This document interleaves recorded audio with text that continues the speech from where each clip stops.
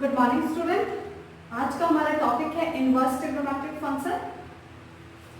Inverse trigonometric function देखिए आपका इसमें 3 वर्ड से ये बना हुआ एक टॉपिक है। फर्स्ट है आपका इनवर्स, सेकेंड है ट्रिग्नोमेट्रिक और थर्ड है फंक्शन। तो आपका जो इनवर्स है, इनवर्स का मतलब अगर हम लोग इनवर्स के बारे में अगर बात करें तो इनवर्स का मतलब हम लोग डायरेक्टली जानते हैं उल्टा। उल्टा कोई भी चीज उसका उल्टा इनवर्स होता है, ठीक है। जैसे मान लीजिए x है तो x का उल्टा हम लोग कहते हैं x टू द पावर -1, है ना। तो ये उल्टा, ये तो हम लोग को पता है। ट्रिग्नोमेट्रिक, नेक्स्ट टॉपिक आ रहा है ट्रिग्नोमेट्रिक। ट्रिग्नोमेट्रिक का मतलब हुआ, हम लोग ट्रिग्नोमेट्रिक रेशियो पढ़े हुए हैं क्लास 11 में, क्लास 10 में। हम लोग को बताया गया है कि sin theta, cos theta, tan theta, cosec theta, cot theta, sec theta, ये 6 ट्रिग्नोमेट्रिक रेशियो है। चलिए उसके बारे में हमें पता है, सारा कुछ जानकारी है। लास्ट है फंक्शन। फंक्शन जो है, फंक्शन में हम लोग क्लास 11 से पढ़ना स्टार्ट किए हैं। फंक्शन क्या है, तो अगर हम लोग ये तीनों वर्ड को अच्छे से नहीं डिटेल में जानेंगे तो ये टॉपिक हम लोग को समझ में नहीं आएगा। इसलिए आज हम लोग इसमें देखिए इनवर्स इजी है, इसके बारे में हम लोग 2 मिनट में समझ जाएंगे। ट्रिग्नोमेट्रिक के बारे में भी जानकारी, बट फंक्शन के बारे में थोड़ा सा याद करवा देते हैं आप लोगों को। फंक्शन शायद थोड़ा भूल गए होंगे कुछ बच्चे। देखिए फंक्शन, आज हम फंक्शन के बारे में पहले देखते हैं। देखिए फंक्शन, हम यहाँ एक सेंटेंस लिख रहे हैं। Every element in A has unique image in B. देखिए फंक्शन कहता है कि ए के हर एक एलिमेंट, हम हिंदी में पढ़ दे रहे हैं इसको, ए के हर एक एलिमेंट का अपना एक यूनिक इमेज बी में होना चाहिए। तो चलिए ये तो हम क्लास 11 से ही रट रहे हैं, तो अब इसको हम लोग क्या करते हैं, आम भाषा में समझते हैं कि ये क्या है। चलिए अब देखिए, अगर मान लीजिए हम आपसे फंक्शन आके बात करते हैं, फंक्शन, चलिए हम फंक्शन बताते हैं आपको। तो फंक्शन जब पहली बार जो कोई बच्चा, अगर मान लीजिए कोई स्टूडेंट अगर जानेंगे तो उनको यही समझ में आएगा कि इमेज कुछ है, कुछ ऐसा एलिमेंट के बारे में बात करना पड़ता है। वो यही सोचेंगे शायद कुछ फंक्शन ऐसा बात कर रही होगी मैम कि वॉशिंग मशीन का फंक्शन क्या है, या फिर कोई मिक्सर ग्राइंडर का फंक्शन क्या है। तो इस तरीके से, या फिर एसी का, कूलर का, हम लोग को फंक्शन हर एक चीज का जानना पड़ता है कि उसमें क्या क्या नीड है। तो फंक्शन जैसे आता है उसके दिमाग में एक मशीन का बात आता है, उसका दिमाग सिर्फ उतना ही काम करता है, उस समय यही वर्क करता है। फंक्शन का मतलब कोई मशीन से ही रिलेटेड होगा, ठीक है। तो हम उसी मशीन का को लेते हुए आपको एक्सप्लेन करते हैं फंक्शन क्या है, ठीक है। देखिए एक मशीन हम यहाँ बना रहे हैं, ये एक मशीन है जिसको हम F कंसीडर कर लेंगे, ये एक मशीन है, ठीक है। अब मशीन में कुछ ना कुछ आउटपुट जरूर हम लोग एंटर करेंगे, वो इनपुट होगा और मशीन से कुछ ना कुछ आउटपुट जरूर निकलेगा, आउटपुट। अब देखिए ये मशीन किस चीज के लिए बना हुआ है उसको जानना पड़ेगा, तभी उस मशीन का वो फंक्शन होगा, ठीक है। जैसे मान लीजिए आप मिक्सर ग्राइंडर में आप डाल रहे हैं दाल, पिसा हुआ, ये सूखा दाल या भीगा हुआ दाल, आप जो डाल रहे हैं, आप मसाला डाल रहे हैं, चलिए ठीक है, उसका एक आउटकम जरूर मिलेगा, ठीक है। लेकिन अंदर मिक्सर ग्राइंडर में आप पत्थर डाल देते हैं, स्टोन आप एंटर कर देते हैं, तो क्या होगा, इसका ब्लेड टूट जाएगा। क्यों ऐसा हुआ, वो क्यों नहीं पिसा गया? क्योंकि मशीन जो है वो मशीन के लिए वो इनपुट बना ही नहीं है, वो इनपुट उसके मशीन के लिए बना ही हुआ नहीं है। तो वो ऐसा मशीन जिसमें पर्टिकुलर उसके एक पर्टिकुलर इनपुट होंगे जो उस मशीन के लिए डिफाइंड होंगे और वो एक वेल डिफाइंड आउटकम्स दे पाएगा, और एक वेल डिफाइंड आउटकम्स दे पाएगा, तो जाकर के वो एक मशीन का वो फंक्शन होगा। तो उसी फंक्शन के बारे में तो बात कर रहे हैं। अब सुनिए, इसमें 3 वर्ड आते हैं, और फंक्शन जैसे आते हैं ना, फंक्शन जैसे आते हैं बच्चों, देखिए आप लोग को समझना पड़ेगा फंक्शन के बारे में। जैसे कोई भी टीचर समझाएंगे आपको तो फंक्शन तो एक्सप्लेन कर देंगे, जैसे अभी हम एक्सप्लेन किए, उसके बाद तुरंत आपको बताएंगे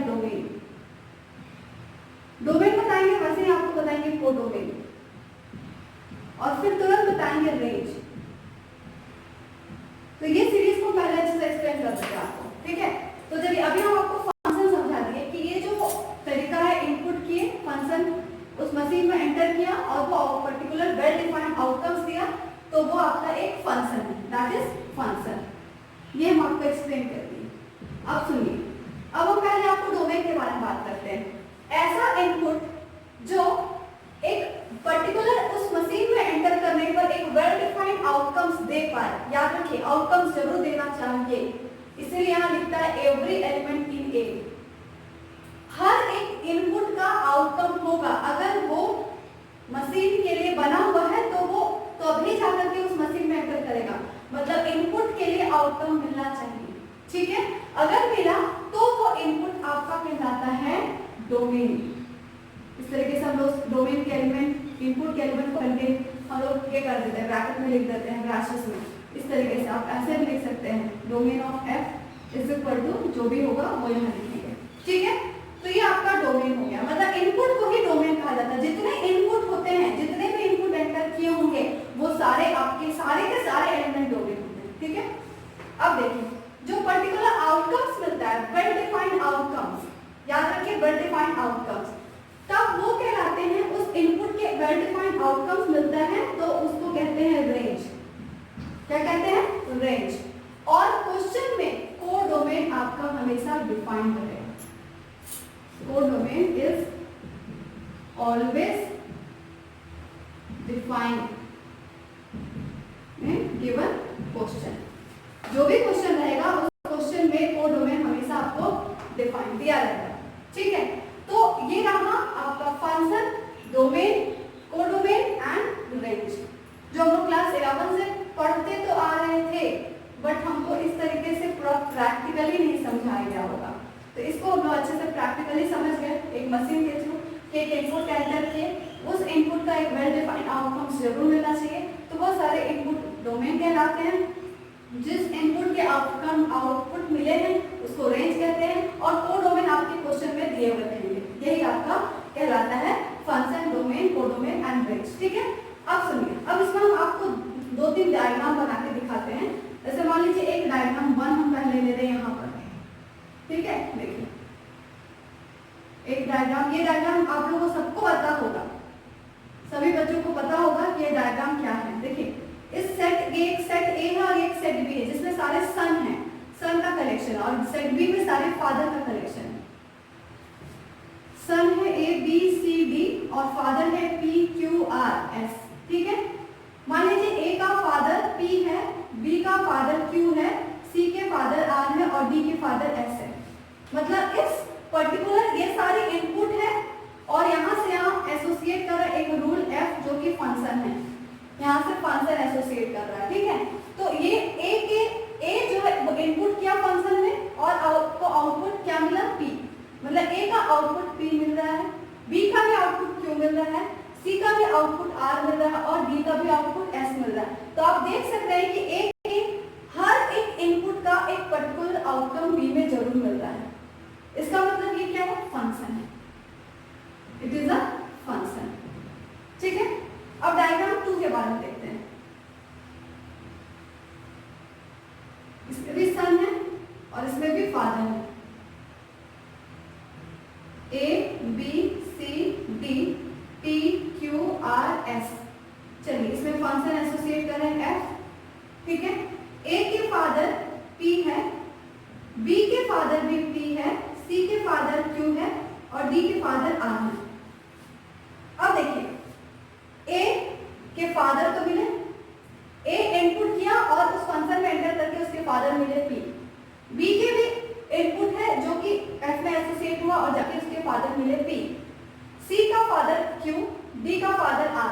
तो आपके दिमाग में आ रहा होगा, आपके माइंड में, कि ये ए के फादर और बी के फादर सेम हो सकते हैं। जरा सोचिए एक बार, 1 सेकेंड रुकिए और सोचिए, ए के फादर, आपके फादर और आपके भाई के फादर, आपके फादर और आपकी सिस्टर के फादर सेम है, हो सकता है, मतलब वो फंक्शन बिल्कुल करेक्ट है, इट इज पॉसिबल, ठीक है। सी के फादर भी क्यों है, डी के फादर आर है। अच्छा एस की कोई सन नहीं दिखाई दे रही, कोई प्रॉब्लम नहीं, ऐसा हो सकता है, ठीक है। इसलिए इस सेट में, ये सेट पूरा, इस सेट को पूरा कहा जाता है कोडोमेन।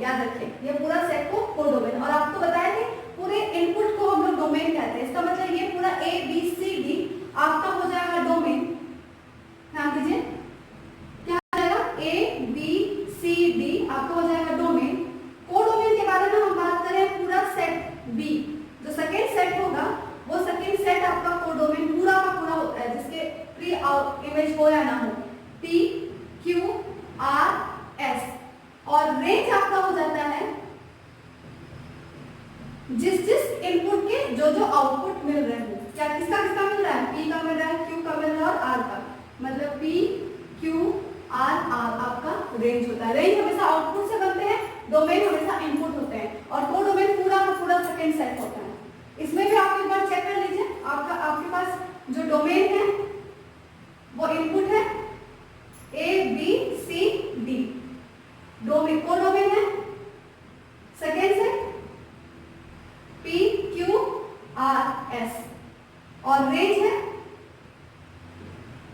आपका पी क्यू आर एस। क्यों दोनों बराबर हो जा रहा है? एक बार हो रहा है क्योंकि देखिए इसका जो प्री इमेज आपको ए मिल रहा है, ए का इमेज बी है, बी का इमेज क्यू है, सी का इमेज आर है, डी का इमेज एस, मतलब बी के हर एक एलिमेंट का तो इनपुट है ना, ए के हर एक एलिमेंट का इनपुट आउटपुट है, और बी के हर एक एलिमेंट का आउटपुट जो है वो उसका किसी न किसी इनपुट का हुआ होगा। इसलिए पूरा जिसका इसका प्री, ये देखिए ये आपका कहलाता है इस सेट के इमेज कहलाते हैं ये, और ये कहलाते हैं सेट बी के ए के प्री इमेज। क्या कहलाते हैं? Pre image. तो देखिए ए का इमेज पी है, बी का इमेज क्यू है, सी का इमेज आर है, डी का इमेज एस है, पी का प्री इमेज ए है, क्यू का प्री इमेज बी है, आर का प्री इमेज सी है, और एस का प्री इमेज डी है। तो ये इतना कुछ बताया, अभी डायग्राम में क्यों बताए हैं, अब आगे देखिए। जितना कुछ एक्सप्लेन कर रहे हैं आप अच्छे से कॉपी में नोट डाउन कर लीजिए, ठीक है? उसके बाद आप फ्री होइएगा मेरे क्लास से, आप उसके बाद क्या कीजिएगा, उसको अपने से फिर से पढ़िएगा, और मेरा जो वीडियो होगा उसको रिपीट देखते जाइए, ठीक है? रिप्ले कर करके देखते जाइए, आपको समझ में ज्यादा आएगा। चलिए डायग्राम 3 देखते हैं। डायग्राम 2 तक तो क्लियर हो गया, डायग्राम 3। थर्ड डायग्राम में हम आपको कैसे बना रहे देखिए, इसमें भी सन है और इसमें फादर है, A B C D P Q R S. देखिए ए के फादर पी है, ए के फादर क्यू है, बी के फादर आर है, सी के फादर एस है, डी के फादर भी एस है। अब आप सोचिए क्या किसी सन के 2 फादर हो सकते हैं? नो, ये हमारा समाज ही नहीं कर सकता, ये हो ही नहीं सकता, इम्पॉसिबल। ये इसका मतलब क्या है? This is not a function. ये जो फंक्शन इसमें अप्लाई हो रहा है वो फंक्शन ही कर रहा है, इसलिए ये function not function, it is not a function, ये फंक्शन ही नहीं। इस तरीके से हम 3 डायग्राम्स के थ्रू आपको एक्सप्लेन कर पाए कि ए के हर एक एलिमेंट का एक बी में एक यूनिक इमेज होना चाहिए, तो इसी को कहते हैं फंक्शन। सेट ए को कंप्लीट सेट ए को जो भी फर्स्ट सेट में एलिमेंट होगा, जो इनपुट होता है वो सारे डोमेन होते हैं। सेट बी जो होते हैं वो पूरे के पूरे एलिमेंट जिसके प्री इमेज मिले या नहीं मिले इससे आपको फर्क नहीं पड़ता, सेट बी आपका पूरा कोडोमेन कहलाता है। सेट बी के जिस एलिमेंट का सेट ए में प्री इमेज मिला होगा, दैट मींस जो जो आउटपुट होंगे, जो वेल डिफाइंड आउटपुट होंगे, वो आउटपुट को हम रेंज कहते हैं। क्लियर? तो यहाँ तक हम लोग अभी तक सब फंक्शन समझ चुके हैं, ठीक है? अब हम लोग आपको फंक्शन के टाइप्स के बारे में थोड़ा सा और डिस्कस कर लेते हैं। जो जो फंक्शन के टाइप हम लोग को इम्पोर्टेंट है वो अभी हम यहाँ पर डिस्कस करेंगे, ठीक है? देखिए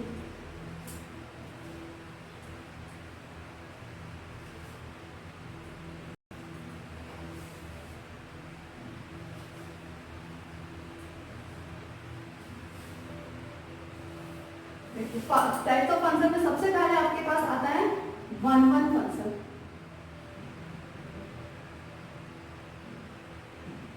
ठीक है? और जो फंक्शन 1-1 नहीं हुआ तो वो फंक्शन क्या कहलाता है? Many one.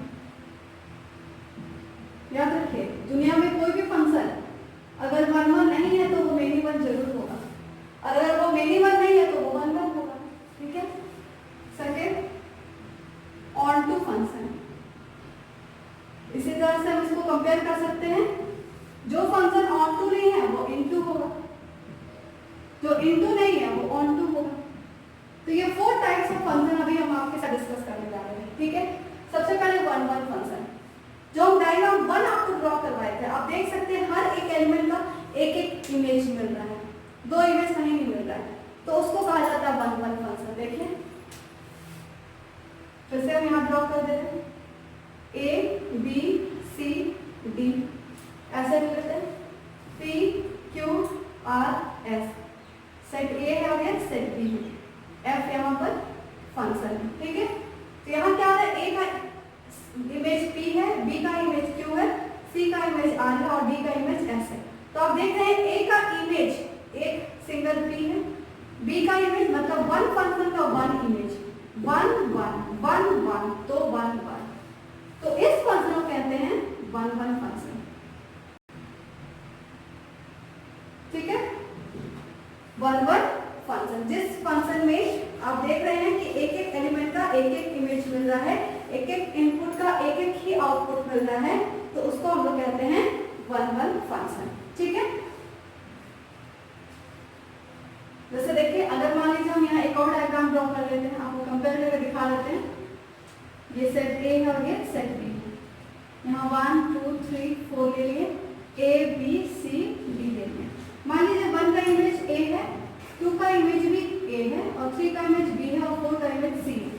तो ये फंक्शन तो है, देख रहे हैं हमको हर एक एलिमेंट का यूनिक इमेज मिल रहा है, लेकिन क्या ये 1 1 फंक्शन है? देख रहे हैं 1 का इमेज ए तो 2 का इमेज भी ए, मतलब 2 डिस्टिंक्ट एलिमेंट का सेम इमेज मिल रहा है, इसलिए इसको कहेंगे it is not a 1 1 function. ये फंक्शन क्या होगा? नॉट 1 1, ये 1 1 फंक्शन नहीं होगा। अब वो क्लियर हो रहा है? तब 1 1 नहीं हो तो क्या होगा? अगर ये 1 1 है तो इसका मतलब ये फंक्शन मेनी 1 फंक्शन है, मेनी 1 फंक्शन। अब देख रहे हैं मेनी मतलब एक से ज्यादा एलिमेंट का सेम इमेज मिल रहा है, इसलिए यहाँ पर हम लोग इसको कह रहे हैं मेनी 1 फंक्शन, ठीक है।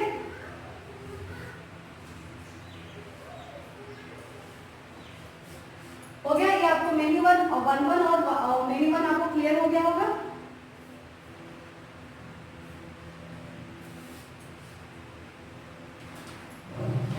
अब आपको हम एक्सप्लेन करते हैं ऑन टू फंक्शन।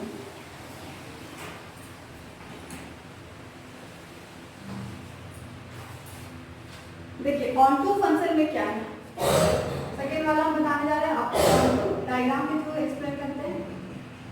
देखिए यहाँ है 1 2 3 4 A B C D, set A है और ये सेट बी है और एफ कोई फंक्शन एसोसिएट कर रहा है।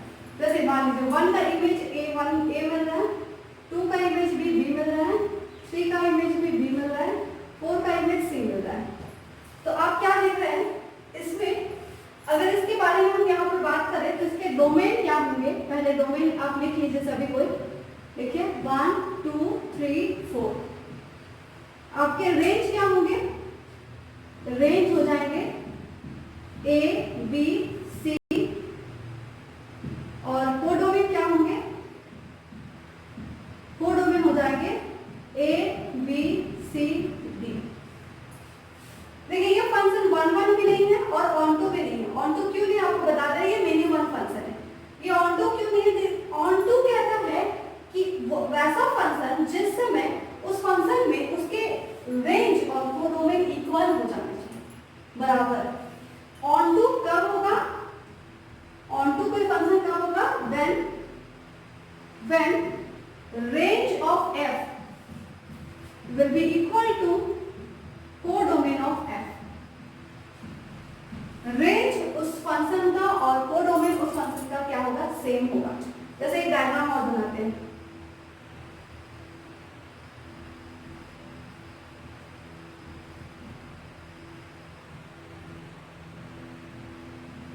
देखिए 1 का इमेज A, 2 का इमेज B, 3 का इमेज C और 4 का इमेज D। अब देखिए ये तो डोमेन, ये कोडोमेन और रेंज भी देखिए सेम। हर एक एलिमेंट का अपना इमेज मिल रहा है, मतलब अगर हम इसका रेंज निकालते हैं तो आपको मिल रहा है A B C D, और इसका अगर कोडोमेन निकालते हैं तो भी इसका आपका जो कोडोमेन निकल रहा है A B C D। इसका मतलब क्या हो गया? दोनों इक्वल हो गए। इक्वल हो गया तो मतलब ये फंक्शन ऑन टू होगा, ऑन टू होगा, ठीक है। अगर ये दोनों बराबर होगा तो अब सुनिए मेरी बात को, इसको एक और लैंग्वेज से आपको बोल देते हैं, रेंज और कोडोमेन भी इक्वल है। ऑन टू तब भी होगा एवरी एलिमेंट इन बी, यहां लिख रहे हैं every element in B have pre-image in A, then it is onto।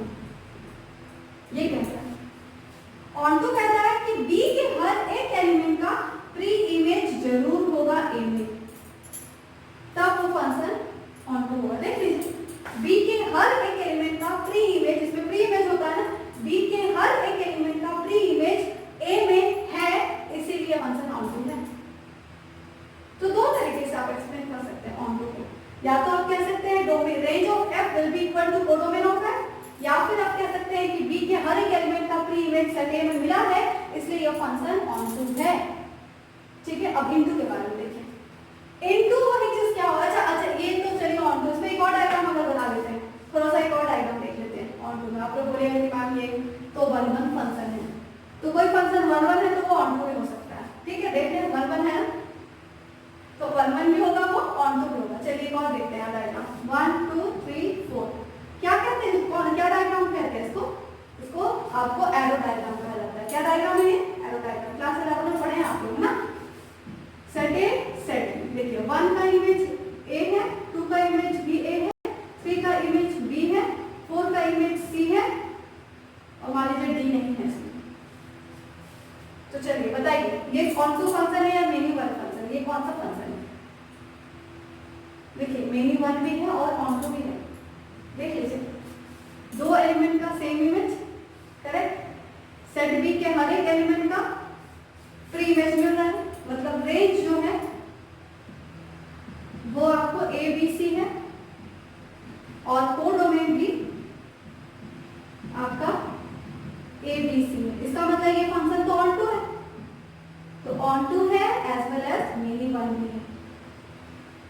जैसे ये 1 1 भी था और ऑनटू भी था, वैसे ये मेनी वन भी है और ऑनटू भी है, तो ऐसा भी हो सकता है, ठीक है।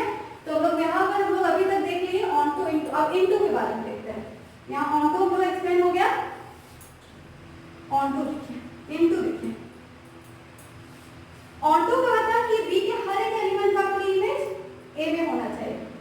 इनटू क्या कहता है, एटलीस्ट 1 एलिमेंट। देखिए मैं लिखते हैं at least 1 element in B have no pre image in ए।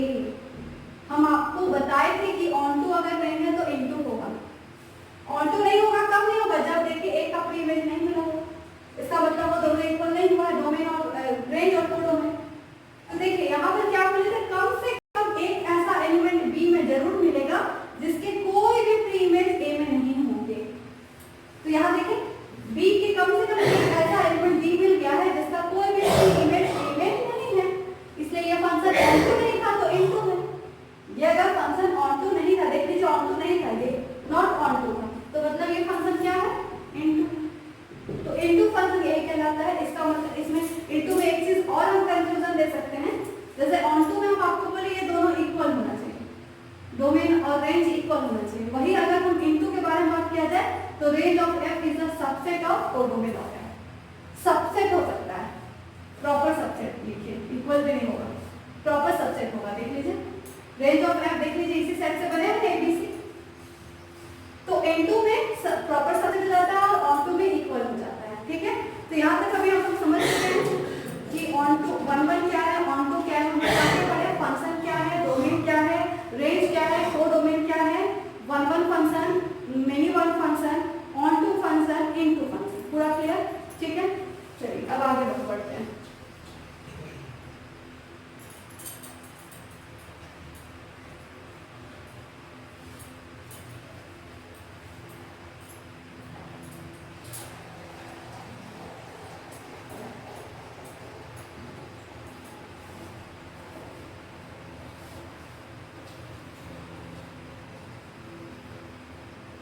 अब क्लास 11 में एक और फंक्शन के बारे में पढ़े थे और क्लास 12 के फर्स्ट एक्सरसाइज में भी, फर्स्ट चैप्टर में भी आपने पढ़ा है कि अगर कोई फंक्शन 1 1 है एंड ऑन टू, अभी तो हम आपको एग्जांपल भी दे रहे, कोई फंक्शन 1 1 भी हो सकता है, ऑन टू भी हो सकता है, कोई फंक्शन मेनी 1 भी हो सकता है, ऑन टू भी हो सकता है, ठीक है, हम एग्जांपल दिए हैं।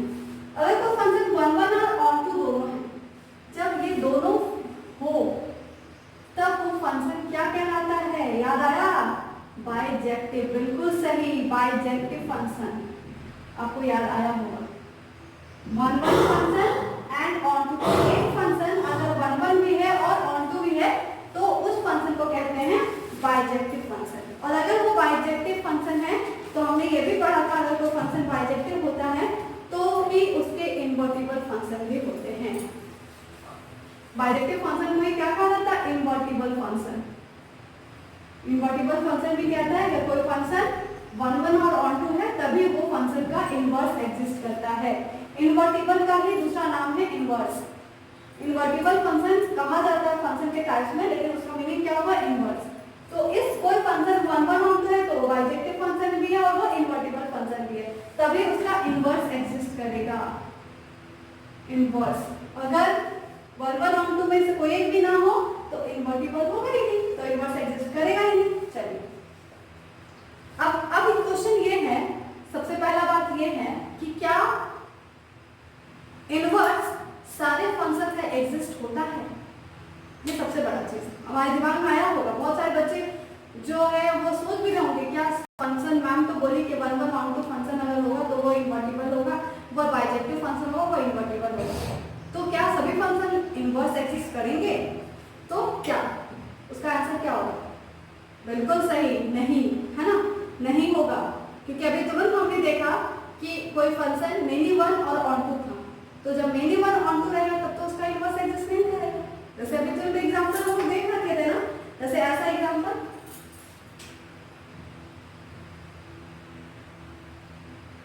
One two three four A B C D, मान लीजिए ए के इमेज डी मिले, 2 के इमेज ए मिले, 3 के इमेज बी मिले और 4 के इमेज सी मिले, तो क्या देख रहे हैं आप, यहाँ पर फंक्शन है एफ ए टू बी, तो इसमें क्या देख रहे हैं, हर एक एलिमेंट का अपना एक यूनिक इमेज तो मिल रहा है, मतलब ये 1 1 है। अब देखिए बी का जो रेंज है वही बी, इस फंक्शन का जो रेंज है वही इसका कोडोमेन भी हो जाएगा, इसका मतलब ये range of F equal to codomain of F, ये दोनों तो इक्वल है, so it is onto, ये फंक्शन क्या हो गया, ऑन टू। तो ये फंक्शन 1 1 भी है और ऑन टू फंक्शन भी, 1 1 और ऑन टू दोनों हो गया, और जब 1 1 ऑन टू है तो मतलब इसका इनवर्स एग्जिस्ट करेगा, तो चलिए इसका इनवर्स निकालते हैं। इसका मतलब 1 1 ऑन टू है तो मतलब ये इनवर्स एग्जिस्ट करेगा। इनवर्स का मतलब आपको क्या बताया कि इनवर्स का मतलब होता है उल्टा। देखिए यहाँ बगल में इसका डायग्राम ड्रॉ कर रहे हैं, यहाँ जैसे इनवर्स है मतलब उल्टा हो गया, तो मतलब बी इधर आ जाएगा और ए इधर आ जाएगा, बी यहाँ आ गया ए यहाँ आ गया, ठीक है, और ये फंक्शन हो जाएगा क्योंकि पलट गया तो f का पावर -1, याद रखिए इनवर्स को ऐसे लिखा जाता है, f का पावर -1, यहाँ लिखेंगे a b c d, क्योंकि b के एलिमेंट नहीं थे और a के एलिमेंट 1 2 3 4।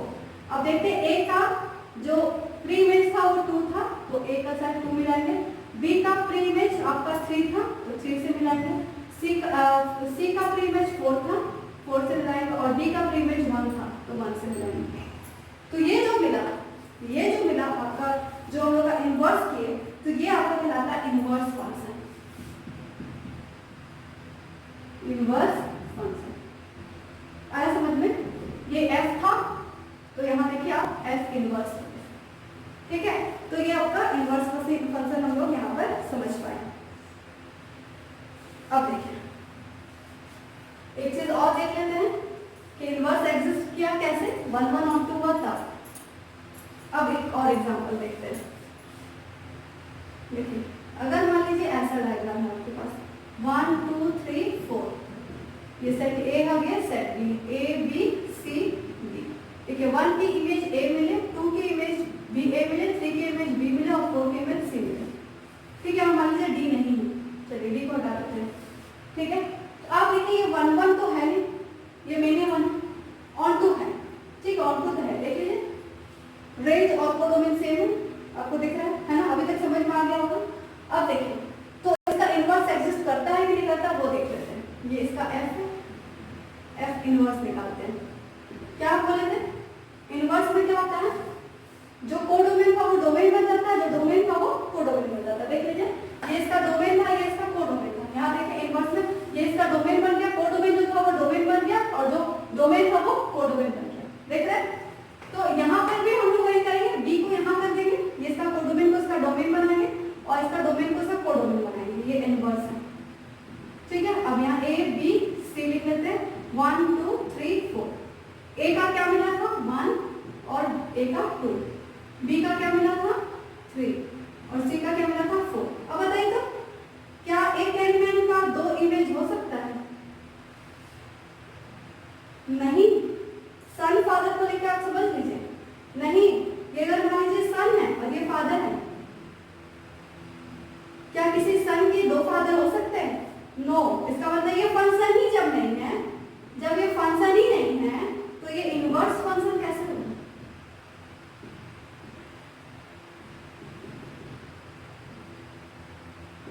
तो इनवर्स फंक्शन भी तो नहीं होगा, क्योंकि ये फंक्शन ही नहीं है। आया समझ में, ये फंक्शन नहीं है, इसीलिए इस फंक्शन का इनवर्स एग्जिस्ट नहीं करेगा, ठीक है। तो ये इस तरह के फंक्शन का इनवर्स एग्जिस्ट किया जो 1 1 और ऑन टू है, इस फंक्शन का इनवर्स एग्जिस्ट नहीं किया जो 1 1 ऑन टू नहीं था, महीने 1 और ऑन टू था, ठीक है। क्लियर हो गया? तो चलिए तो अब देखते हैं कि ये टॉपिक 3 वर्ड से बना हुआ है। देखिए इनवर्स ट्रिग्नोमेट्रिक फंक्शन, ठीक है। फंक्शन को हम लोग सीख गए हैं कि फंक्शन क्या है, हम लोग इसका इनवर्स भी समझ गए हैं कि fx का इनवर्स f इनवर्स x होता है, और किसी फंक्शन का इनवर्स तभी एग्जिस्ट करता है जब वो फंक्शन 1 1 और ऑन टू होता है, ठीक है।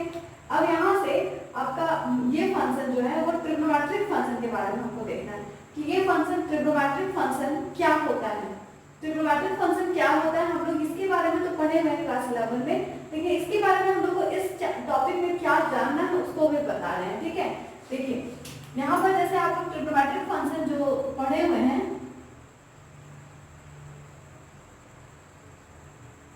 ट्रिग्नोमेट्रिक फंक्शन, देखिए आपका ट्रिग्नोमेट्रिक फंक्शन जो होता है वो 6 ट्रिग्नोमेट्रिक फंक्शन होता है, रेशियो होता है ना।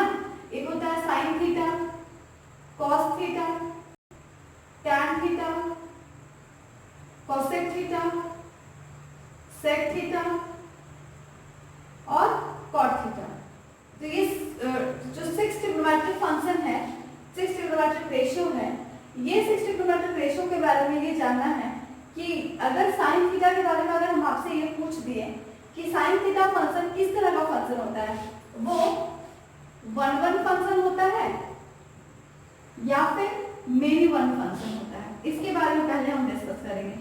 मेनी 1 फंक्शन, अब जरा सोचिए कि ये फंक्शन किस तरह का होता है, 1 1 फंक्शन होगा या मेनी 1। देखिए आपको इस क्वेश्चन का आंसर देने जा रहे हैं कि साइन फंक्शन या कोई भी ट्रिग्नोमेट्रिक फंक्शन होते हैं, रेशियो होते हैं, वो सारे के सारे मेनी 1 फंक्शन होते हैं।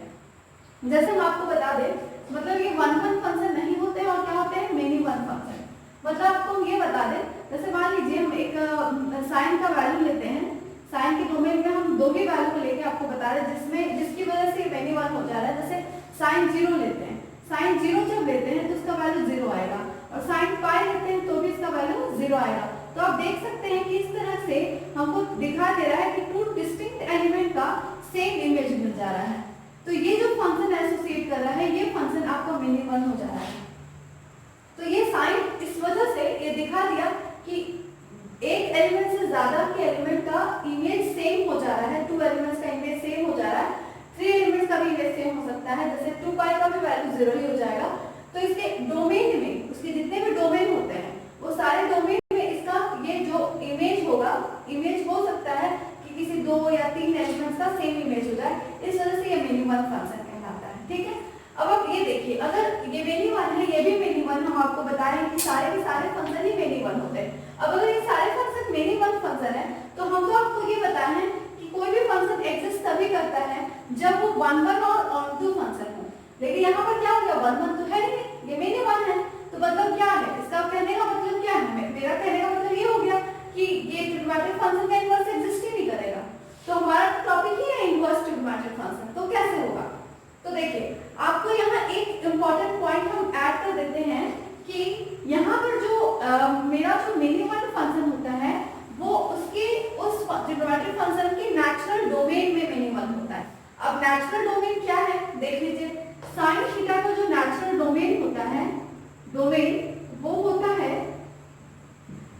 ओपन इंटरवल -∞ टू इंफिनिटी होता है, और रेंज जो होता है वो आपका क्लोज इंटरवल -1 से 1 होता है। ये पहला बात आप समझ लीजिए, ठीक है।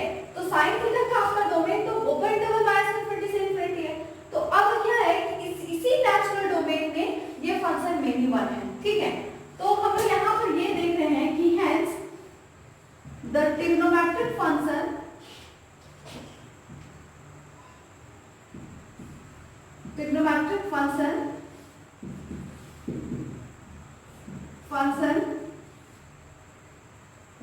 is not trigonometric function are not invertible। अगर मान लीजिए वो 1 1 नहीं है तो मतलब इन्वर्टिबल नहीं होगा, invertible, hence the trigonometric functions are not invertible in their natural domain। याद रखिएगा क्या चीज में, नेचुरल डोमेन में। अब नेचुरल डोमेन कौन है, ये है नेचुरल डोमेन, ठीक है। नेचुरल डोमेन में आपको क्या मिल रहा है कि ये ट्रिग्नोमेट्रिक फंक्शन जो है उसका नेचुरल डोमेन में ये इन्वर्टिबल फंक्शन नहीं है, ठीक है। अब इन्वर्टिबल फंक्शन जब नहीं है तो हम लोग इसका इनवर्स कैसे निकालेंगे? तो देखिए हम लोग क्या करेंगे, इस ट्रिग्नोमेट्रिक फंक्शन, ये जो ट्रिग्नोमेट्रिक फंक्शन है इसके डोमेन को रिस्ट्रिक्शन में डालेंगे, रिस्ट्रिक्ट करेंगे कि कहां से कहां तक वो डोमेन, वो फंक्शन उस डोमेन में साइन फंक्शन का ही जो ग्राफ होगा उसके डोमेन में जो रिस्ट्रिक्शन डाल के डोमेन निकालेंगे उस डोमेन में वो फंक्शन 1 1 हो, ठीक है। ये काम हमको करना पड़ेगा, जिसके बाद इनवर्स ट्रिग्नोमेट्रिक फंक्शन जो है हम टॉपिक पढ़ पाएंगे, ठीक है। तो हम क्या बोले, बट if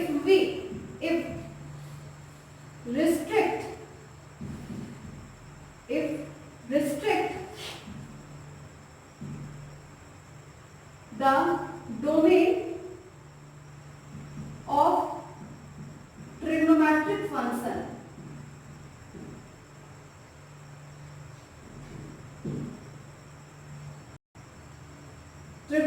function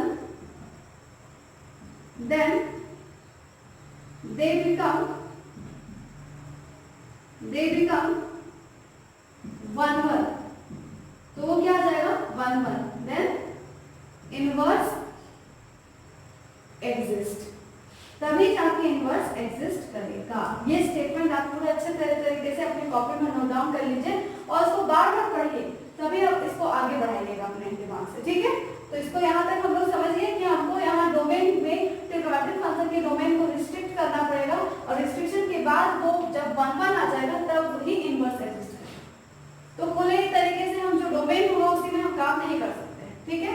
तो चलिए हम किस तरह से रिस्ट्रिक्शन डालेंगे वो भी हम आपको ग्राफ के थ्रू बताएंगे।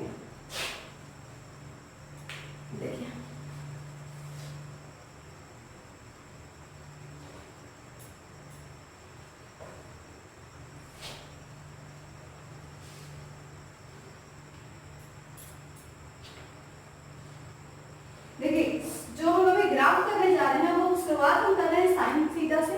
साइन एक्स का ग्राफ अभी हम ड्रॉ करके दिखाएंगे। तो देखिए ये साइन एक्स का जो ग्राफ है अभी आपके माइंड में आएगा कि साइन एक्स का ग्राफ अभी हम सिखाने नहीं जा रहे हैं, एक्चुअली हम आपको साइन इनवर्स एक्स का ग्राफ बताने जा रहे हैं। साइन एक्स का ग्राफ हम यहाँ ड्रॉ कर देंगे खुद से, और आपको ये समझना पड़ेगा कि साइन एक्स का ग्राफ का क्या पैटर्न है, ठीक है। ये एक्चुअली क्लास 11 का पोर्शन है, और जो पढ़े होंगे उनको समझ में आया होगा, और जो नहीं पढ़े हैं तो मेरा यही बोलना है कि आप लोग क्या कीजिए, क्लास 11 के बुक्स को निकालिए और निकाल करके ट्रिग्नोमेट्रिक फंक्शन के ग्राफ को स्टडी करिए, खुद से स्टडी करिए। उसके बाद इस वीडियो को देखिए, आपको बहुत अच्छे समझ में आएगा। और अदरवाइज हम सारा कुछ आपको बता दे रहे हैं। देखिए साइन एक्स का ग्राफ या कॉस एक्स का ग्राफ या टैन एक्स का ग्राफ, किसी भी का ग्राफ को किस तरीके से ग्राफ होना वो नहीं जानना है, आपको ये देखना है कि वो ग्राफ का नेचर क्या है, वो किस वे से आगे बढ़ रहा है, ये आपको जानना है। तो अगर आप वो नहीं भी स्टडी किए हैं तो सिर्फ आप यहाँ देखिए कि हम किस तरीके से ड्रॉ कर रहे हैं, और वो ड्रॉ करने का तरीका को याद रखिए, अपने मेमोराइज कर लीजिए अपने मेमोरी में, और आपको आगे बढ़ना है, ठीक है। इसलिए ये घबराने का कोई वर्ड नहीं है कि हमने तो ट्रिग्नोमेट्रिक फंक्शन का ग्राफ पढ़ा ही नहीं है तो हमें तो कुछ समझ में नहीं आएगा, आएगा समझ में, ठीक है। आपको सिर्फ मेमोरी में याद रखना है, ये मान लेना है कि ऐसा साइन का ग्राफ होता है, ये समझ लेना है, साइन का ग्राफ ऐसा होता है ये समझ लेना, उसके बाद आगे की बात हमको समझना है, ठीक है। तो चलिए हम लोग साइन एक्स का ग्राफ पहले देखते हैं। आपको साइन एक्स का ग्राफ अगर मान लीजिए देखना है तो साइन एक्स, ये रहा साइन एक्स, इसका ग्राफ अभी हम यहाँ ड्रॉ करने जा रहे हैं। बड़ा ध्यान से देखिए कि साइन एक्स का ग्राफ किस तरीके से ड्रॉ होता है वो आपको जानना है। हम क्या बोले, आपको मान लेना होगा कि साइन एक्स का ग्राफ ऐसा ही होता है, क्योंकि आप क्लास 11 में नहीं पढ़े, और जो पढ़े हैं वो मानेंगे नहीं, हमको पता होगा कि ऐसा ग्राफ हम ड्रॉ करते हैं, ठीक है। चलिए ये हो गया, ये y एक्सिस हुआ, और ये y डैश। हम सबसे पहले यहाँ से 0 डिग्री से स्टार्ट कर रहे हैं, 0 से ले रहे हैं 0, फिर ले रहे हैं π/2, फिर हम ले रहे हैं पाई, फिर हम थोड़ा सा और आगे बढ़ा दे रहे हैं, और ये ले रहे हैं 3π/2, और इस तरीके से और भी बढ़ेगा, क्योंकि -∞ से इन्फिनिटी इसका डोमेन है, ठीक है। इधर हम नेगेटिव की ओर में चले जाएंगे, -π/2, फिर पाई, फिर 3π/2, ठीक है, 3π/2 -3π/2 ये हम लेंगे, ठीक है। और आपको इस जितना डिस्टेंस ये वाला लिए है ना उससे थोड़ा सा यहाँ कम लीजिए आप, ठीक है। 1 रेंज क्या है, 1 से -1 से 1, इसलिए -1 से 1 हम लेंगे, ठीक है। तो हम लोग यहाँ पर याद रखिएगा, आप एक चीज समझ लीजिए कि जो डोमेन होते हैं वो x एक्सिस में होते हैं, और जो रेंज होते हैं वो y एक्सिस में होते हैं। साइन फंक्शन का जो डोमेन होगा वो x एक्सिस से हम लोग निकलेंगे, और जो रेंज होगा वो हम लोग y एक्सिस से लेंगे, ठीक है। अब इसका ग्राफ में जरा सा एक दो चीज आप सोचिए कि जब 0 रहता है साइन 0 तो उस समय 0 ही होता है, और फिर साइन π/2 में 1 होता है, साइन 90 डिग्री में 1 होता है। तो देखिए इस तरह से हम लोग ड्रॉ करेंगे, 0 पे 0 है, ठीक है, और फिर साइन पाई पे क्या होता है, 0 होता है, ठीक है, और फिर c π/2 में क्या होता है, -1 होता है, और ये इस तरीके से आगे बढ़ जाएगा, ठीक है। -1 होता है, यहाँ से थोड़ा सा ऊपर नीचे हो सकता है, ठीक है। आप इसको थोड़ा सा यहाँ से कर दीजिए, 3π/2 कर दीजिए यहाँ से, और ये आपका ऐसे बढ़कर ऐसे चला जाएगा, ठीक है, ये आगे बढ़ेगा। उसी तरीके से यहाँ से आप निकलेगा, ठीक है, यहाँ से जब निकलेगा ग्राफ तो फिर आप देखिए -π/2 में ये -1 होता है, ठीक है, -1 से -π में 0, फिर -π से 3π/2 में -1, और ये ऐसे चला, ठीक है। ग्राफ को बहुत स्मूथली बनाइए, अच्छे से समझ में आएगा। ये हो गया, थोड़ा सा ये वाला डाउन कर दें,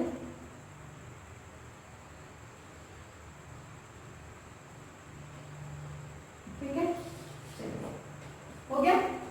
अब ये साइन फंक्शन का ग्राफ तो ड्रॉ कर लिया। अब देखिए, आपको 1 फंक्शन जो है ना, यहाँ से देख लीजिए आपका मैक्सिमम जो वैल्यू है वो 1 जा रहा है, और मिनिमम वैल्यू देखिए -1 जा रहा है, ठीक है। तो ये तो हम लोग समझ पाएंगे। अब देखिए हम लोग को ये पता करना है कि ये 1 फंक्शन तो है नहीं, ये बात तो हमको पहले ही पता था, लेकिन हम आपको एक ग्राफिकली बताते हैं। ग्राफिकली आप फंक्शन के चैप्टर में पढ़े होंगे कि 1 फंक्शन हम क्या कर सकते हैं, कैसे पता कर सकते हैं कि वो फंक्शन 1 है या नहीं है। जब हम x एक्सिस के थ्रू एक x एक्सिस के पैरेलल एक लाइन ड्रॉ करेंगे ग्राफ को कट करते हुए, और ग्राफ को अगर वो सिंगल पॉइंट पे कट करेगा तब वो फंक्शन 1 होगा, और अगर एक से ज्यादा पॉइंट पे कट करेगा तब वो 1 नहीं होगा। 1 नहीं होगा तो मिनिमम होगा। देखिए हम जैसे मान लीजिए यहाँ एक लाइन ड्रॉ करते हैं, इस तरीके से पैरेलल लाइन ड्रॉ करते हैं, x एक्सिस के पैरेलल लाइन ड्रॉ किए, देखिए क्या हुआ है, यहाँ पर कट किया, यहाँ भी कट किया, यहाँ भी कट किया, यहाँ भी कट किया। तो ये फंक्शन, ये जो ग्राफ उसी तरीके से आगे बढ़ाते जाएंगे तो इधर भी ऊपर, इधर जाके ऐसे आगे आएगा, तो ये इधर भी जाके कट कर जाएगा। तो आप देख रहे हैं कि ये जब हम x एक्सिस के पैरेलल ड्रॉ किए हैं तो वो ग्राफ को क्या किया, एक पॉइंट से ज्यादा पॉइंट पे कट कर दिया है। तो इसका मतलब ये हुआ, इसका मीनिंग ये हुआ कि ये फंक्शन 1 1 नहीं है। ये तरीका है ग्राफिकली 1 1 फंक्शन को पता करना कि ये 1 1 है या नहीं, ठीक है। तो मतलब अब इसका काम अभी सिर्फ आपको इतना ही था, सिर्फ एक्सप्लेन करना चाह रहे थे कि 1 1 फंक्शन तो नहीं है, तो ये ग्राफ के थ्रू आप कैसे जानिएगा, ठीक है। इसका काम अभी कुछ भी नहीं है आपके लिए, बस इतना ही कर रहा था। इसको हम मिला लेते हैं इस तरीके से।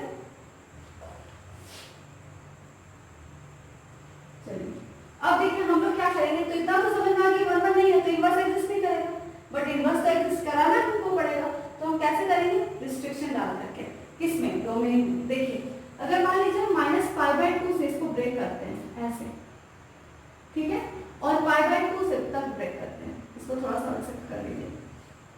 थोड़ा सा ये चीज आपको करना पड़ेगा क्योंकि यूनिट आपका एकदम फिक्स नहीं, स्केल हम लिए नहीं है, ठीक है, इसलिए इसमें घबराना नहीं है। ये देखिए ले लिए, तो आप देख सकते हैं कि -π/2 से π/2 के बीच में हम रिस्ट्रिक्शन अगर डालते हैं और x एक्सिस के पैरेलल हम लाइन ड्रॉ करते हैं, तो देखिए ये ग्राफ को सिर्फ एक ही पॉइंट पर कट कर रहा है, एक ही पॉइंट पर करता है।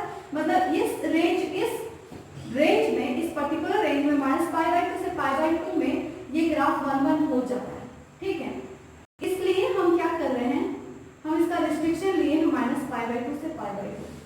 आपका क्वेश्चन ये भी हो सकता है कि मैम -π से पाई क्यों नहीं लेते, तो देखिए -π से अगर पाई हम लेते हैं तो देखिए फिर से आप लाइन ड्रॉ कीजिए एक्स एक्सिस के पैरेलल, तो यहाँ देखिए एक से ज्यादा पॉइंट कट कर दे रहा है, ठीक है।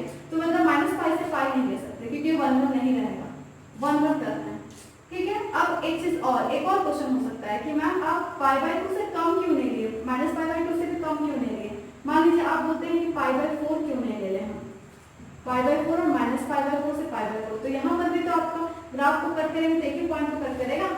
एक्स एक्सिस के पैरेलल अगर हम लाइन ड्रॉ करेंगे यहाँ पर ऐसे हो जाएगा, ठीक है। ये वाला देखिए, मतलब यहाँ से लेके यहाँ तक ग्राफ लेने का बात कर रहे हैं, क्यों नहीं ले रहे हैं, जबकि ये तो 1 1 हो रहा है। देखिए एक्स एक्सिस के पैरेलल, एक्स एक्सिस से पैरेलल लाइन ड्रॉ करते एक ही पॉइंट में कट कर रहा है इस ग्राफ को, लेकिन क्यों नहीं ले पाए, इसलिए नहीं ले पाए क्योंकि जब हम देख रहे हैं इसका मैक्सिमम वैल्यू तो 1 से कम हो जाता है और इसका मिनिमम वैल्यू देखिए -1 से कम हो जाता है, जो नहीं होना चाहिए, जो गलत हो जाएगा, क्योंकि इसका रेंज में चेंजेस नहीं होता है, रेंज जो है -1 से 1 ही होता है, इसलिए इसको बिना चेंज किए हमको रिस्ट्रिक्शन डालना है डोमेन में, ठीक है।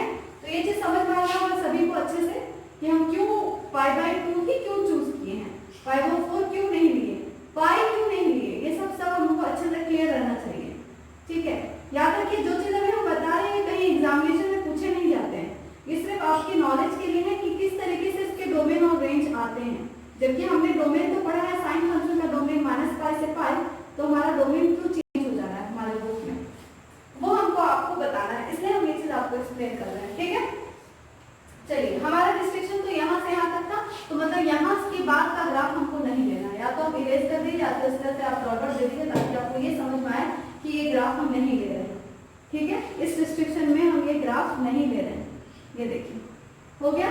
चलिए तो हमको ये समझ में आ गया।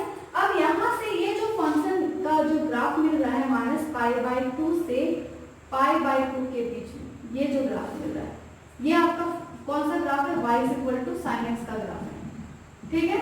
y sin x का ग्राफ है जिसका डोमेन अब हम रिस्ट्रिक्ट कर दिए हैं, रिस्ट्रिक्शन में डाले हैं क्लोज इंटरवल -π/2 से π/2, ठीक है। और रेंज इसका चेंज नहीं होगा, रेंज हमने बोला है क्लोज इंटरवल -1 से 1, ठीक है। अब इसका हमको ये तो समझ में आ गया है कि ये -π/2 से π/2 के बीच में ये साइन का ग्राफ जो है वो 1 1 फंक्शन है और ऑन टू फंक्शन है, इसलिए ये फंक्शन का इनवर्स एग्जिस्ट इस डोमेन में करेगा, ठीक है। तो मतलब हमको साइन इनवर्स x का ग्राफ ड्रॉ करना है यहाँ पर, ठीक है। तो हम लोग ये चीज हमको ये भी पता है।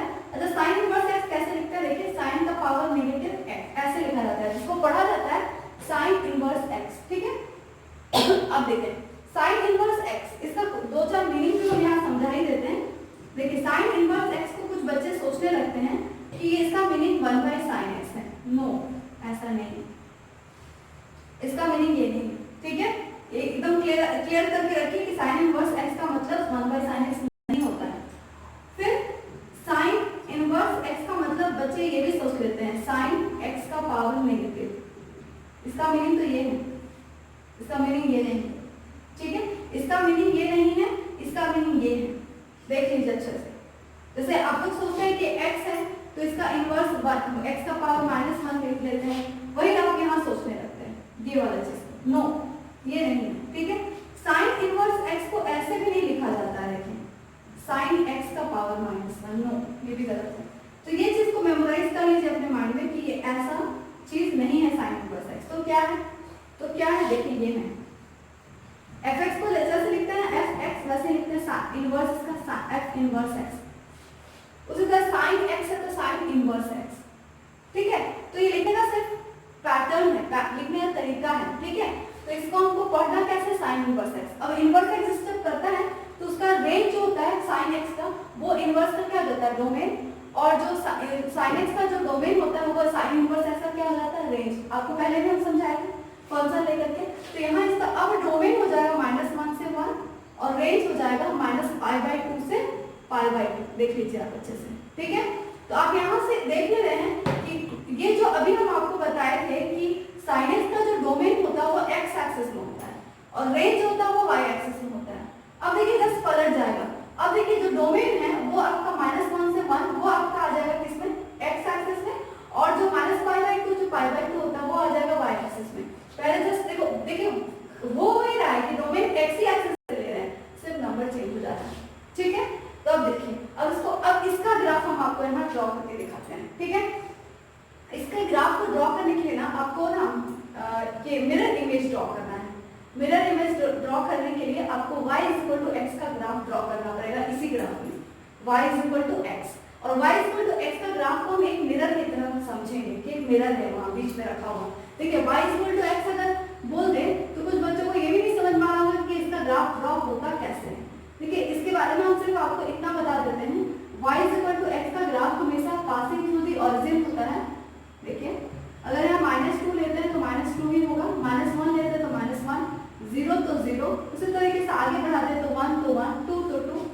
तो यहाँ से हम लोग अगर इस तरह से चेक करें तो 0 पे 0 आया होगा, 1 पे 1 आया होगा, 1 पे 1 आया होगा, 2 पे 2 आया होगा। इस तरीके से बढ़ते जाए, नेगेटिव में भी जाए तो इसका ग्राफ देखिए ऐसे जाता है, ये ऐसे जाएगा और ये इसके नीचे आ जाएगा, ठीक है।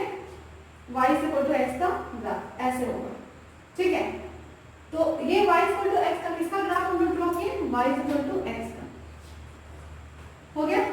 अब इसका क्या करना है, ये आप एक तरह से देखा जाए तो एक मिरर है, थोड़ा सा इसको और झुका के बना देते हैं। देखिए हल्का सा और झुका देंगे तो क्लियर हो पाएगा।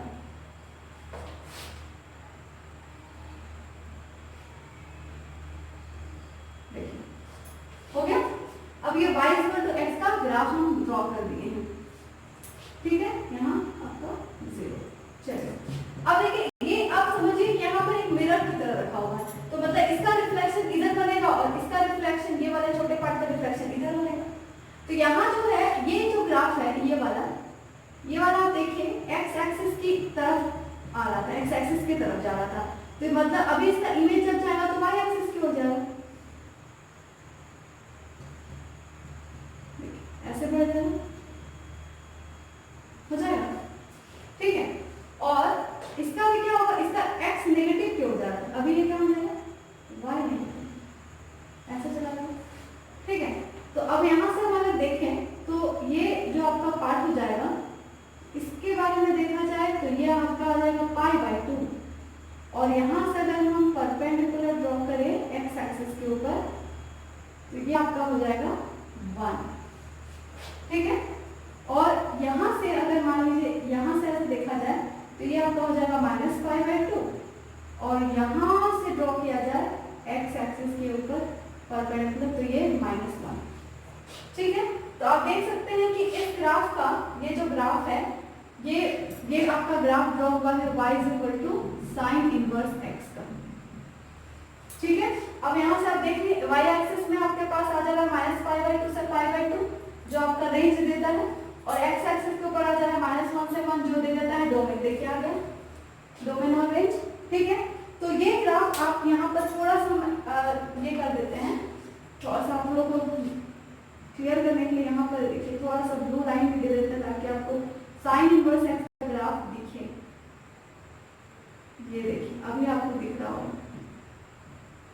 ठीक है, तो ये साइन इनवर्स एक्स का ग्राफ है। ठीक है, तो अब इसको अगर आपको यहाँ से समझ में नहीं आ रहा तो थोड़ा सा हम नीचे और एक फ्लैश बना के साइन इनवर्स एक्स का ग्राफ दिखा देते हैं। देखिए यहाँ पर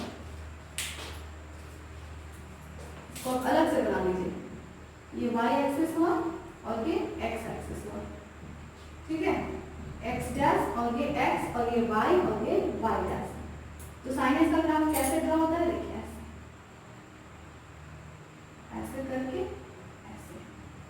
ठीक है, ऐसे साइन एक्स का ग्राफ जो ड्रॉ होगा वो ऐसे करके ऐसे।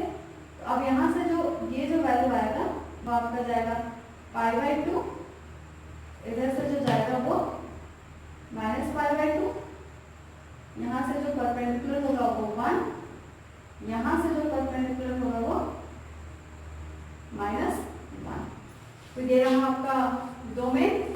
ठीक है, तो देख लीजिए आप यहाँ से ऐसे गया है और ये ऐसे गया है, तो ये आपका जो ग्राफ हुआ है वो आपका ड्रॉ हो गया y = साइन इनवर्स x का ग्राफ। ठीक है, आपका आप देखिए डोमेन जो था क्लोज इंटरवल -1 से 1 था ना, देख लीजिए साइन इनवर्स x का, और रेंज जो था वो -π/2 से π/2 था ना, तो देखिए है। ठीक है, तो आप सुनिए अभी भी खत्म नहीं हुआ, ये साइन इनवर्स x का ग्राफ तो हमने सीख लिया, लेकिन ऐसा नहीं है कि -π/2 से π/2 के बीच में हम सिर्फ रिस्ट्रिक्शन डाल सकते हैं। अभी आप थोड़ा सा आगे बढ़िए, थोड़ा सा और आगे से बढ़ते हैं, π/2 से 3π/2 में चलते हैं। ठीक है, π/2 से अब इधर मत देखिए, अब यहाँ से देखिए π/2 से 3π/2 में। अगर 3π/2 तक हम देखते हैं तो हमारा ग्राफ ये देखिए यहाँ तक आएगा, यहाँ तक। ठीक है, तो अब यहाँ से हम क्या करते हैं, इसको डार्क कर लेते हैं क्योंकि हम ये पूरा लेना चाह रहे हैं, यहाँ तक लेना चाह रहे हैं, और बाकी सब क्या कर रहे हैं, नहीं लेना चाह रहे, ये नहीं लेना चाह रहे। ठीक है, तो हम ये वाला जो लेंगे, ये जो ग्राफ हम लेंगे,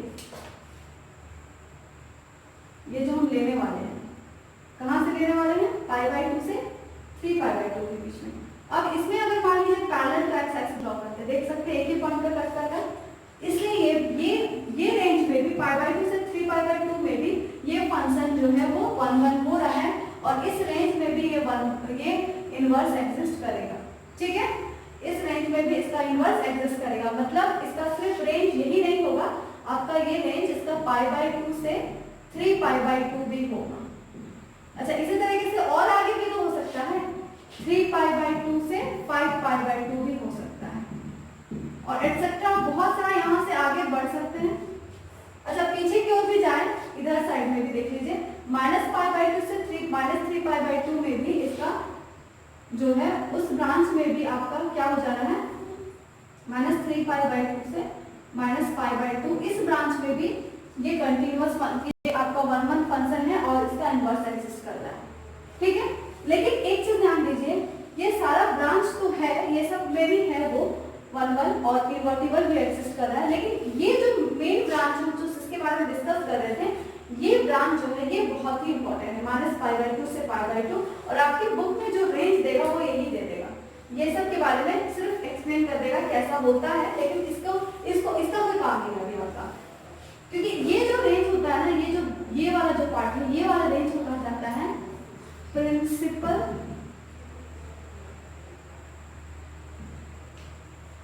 प्रिंसिपल वैल्यू ब्रांच। इसको क्या कहा जाता है, प्रिंसिपल वैल्यू ब्रांच। ठीक है, तो ये प्रिंसिपल वैल्यू ब्रांच आपको समझ के रखना है कि यही प्रिंसिपल वैल्यू ब्रांच को हम लोग को याद रखना है। तो मतलब हम लोग को साइन इनवर्स एक्स का डोमेन के बारे में ये समझना है कि क्लोज इंटरवल -1 1 है, और इसका principal value branch close interval -π/2 से π/2 होता है, बाकी भी होते हैं π/2 से 3π/2, 3π/2 से 5π/2, कंटिन्यूअसली इसके नेगेटिव में भी जा सकता है, उसके पॉजिटिव में और भी जा सकते हैं, सब में होगा, लेकिन हमको क्या चीज याद रखना है, प्रिंसिपल वैल्यू ब्रांच याद रखना है। तो ये रहा साइन इनवर्स एक्स का ग्राफ, हम लोग सीख गए हैं आज, साइन एक्स का ग्राफ कैसा होता है वो सीखे, और साइन इनवर्स एक्स का ग्राफ सीखे, और उसके डोमेन और रेंज को हम क्लियर कर पाए। तो मेन हमको क्या है, ये कहीं पर भी आपके एग्जामिनेशन में नहीं पूछने वाले हैं, आपको बार बार रिपीट करें, आपको सिर्फ इस लाइन से इंपॉर्टेंट है, ये लाइन और ये ऊपर वाला लाइन। ठीक है। मेन होमवर्क क्या है, घर पे क्या करना है आपको, जो साइन फंक्शन हम लोग कंप्लीट किए हैं, साइन फंक्शन के साथ ही साथ हम लोग कॉस फंक्शन, टैन फंक्शन और रेस्ट जितने भी ट्रिग्नोमेट्रिक फंक्शन है सारे के ग्राफ आपको पढ़ते रखना है। आप ग्राफ सीख के रखिए, आपका ये काम है। और नेक्स्ट वीडियो में हम क्या करेंगे, आप लोग को इनवर्स फंक्शन सारे का इनवर्स ग्राफ सिखाएंगे, ठीक है। तो अगर आपको हमारा वीडियो पसंद आया है तो आप लाइक कीजिए, शेयर कीजिए और सब्सक्राइब कीजिए। Thank you.